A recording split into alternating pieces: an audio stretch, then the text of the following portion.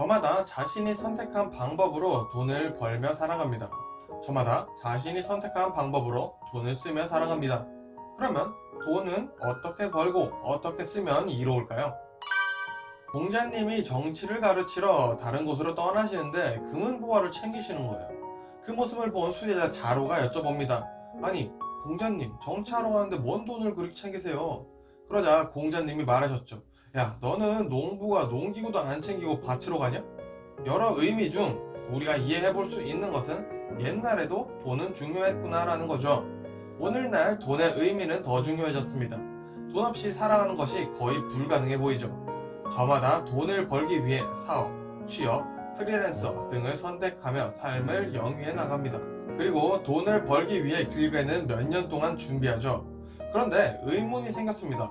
어차피 돈은 벌어야 하는데 어떻게 쓸지 고민해 본 적이 없었죠. 맛있는 음식을 사 먹거나 여행, 취미 활동이나 생계를 유지하기 위한 비용 말고 말이죠. 자, 제가 왜 이런 말씀을 드리냐 하면요. 지금 영상을 보시는 모든 분들이 많은 돈을 벌게 되실 거라 생각하고 있기 때문에 돈을 잘 쓰는 방법도 중요할 것이라 생각하기 때문입니다. 특히 소득 효과가 증가하고 있는데요. 간단히 말씀드리면 소득이 증가하면 노동의 시간을 줄이고 여가 시간을 늘리려고 하는 현상이라고 볼 수 있습니다. 이런 경우에 해당하신다면 돈을 어떻게 써야 할지 잘 고민해보는 것도 중요하다고 생각합니다. 돈 벌기 참 쉽지 않습니다. 그렇다고 자본주의에서 돈을 안 벌고 살 수 있을까요? 뉴스에 나오는 철없는 상속자들을 제외하고는 쉬워 보이지 않습니다. 그렇다고 일확천금의 확률도 높은 편은 아니죠. 그렇다면 결국 우리는 일을 해야 합니다. 다만 어떤 일을 할지, 내 적성에 맞는 일은 무엇일지 고민해보게 됩니다. MBTI나 웩슬러 등을 통해 적성에 맞는 직업을 찾아보기도 하고 인턴이나 알바로 체험해보기도 하죠. 이 박해 직업을 선택하는 이유는 너무나도 많지만 사실 중요한 건 임금이죠. 당연하다고 볼 수 있겠죠. 돈 벌려고 일을 하는 게 맞는 말이니까요. 그런데 신기한 상황이 생기기도 합니다. 저의 숙부는 S기업의 임원이십니다. 물론 100% 팩트이고요. 지금도 현역이신데요. 어릴 적 저에게도 많은 조언을 해주셨답니다. 그런데 제일 많이 해주신 말씀 중에 생각보다 많은 사람이 입사 후 2년을 못 넘기고 퇴사를 선택한다는 이야기가 있었어요. 그만큼 돈을 아무리 벌어도 흥미와 적성이 무시되면 버티지 못하는 사람이 정말 많다는 거죠. 그리고 2년 하고 관두는 것보다 스트레스 덜 받고 자신에게 맞는 일을 5년 하는 게 더 좋으니 침착하게 생각해 보라고 하셨죠. 그래서 저는 결국 사업을 했습니다. 물론 S기업이 요구하는 소양도 갖추지 못했지만 말이죠. 아무튼 우리가 생각하는 것 이상으로 적성에 맞는 일을 찾는 것이 더 중요할지 모르겠다는 교훈을 얻었습니다.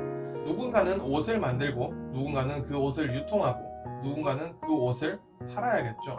옷 만드는 사람이 옷을 파는 건 고문이 될 수 있습니다. 흥미와 적성에 맞는 일이나 회사라면 적어도 전직할 일은 없겠죠. 그래, 이직하면 되죠 뭐. 그리고 여유가 생긴다면 내가 하려는 일이 사회에 선한 영향력을 가지는지 소명의식을 가질 수 있는지 고민해본다면 금상첨화겠죠. 돈은 사람에게 쓸 때 가장 부작용이 없다는 말이 있죠. 돈이 있어서 할 수 있는 것들은 돈이 없으면 할 수 없는 것들입니다. 우리가 남을 보고 한번 웃어주는 것, 친절을 베푸는 것, 심지어는 화를 내는 것도 돈이 들지 않죠. 우리가 밤하늘의 별을 보며 감동을 받는 것도 공짜죠. 의식주를 위한 돈은 당연히 사용해야겠죠.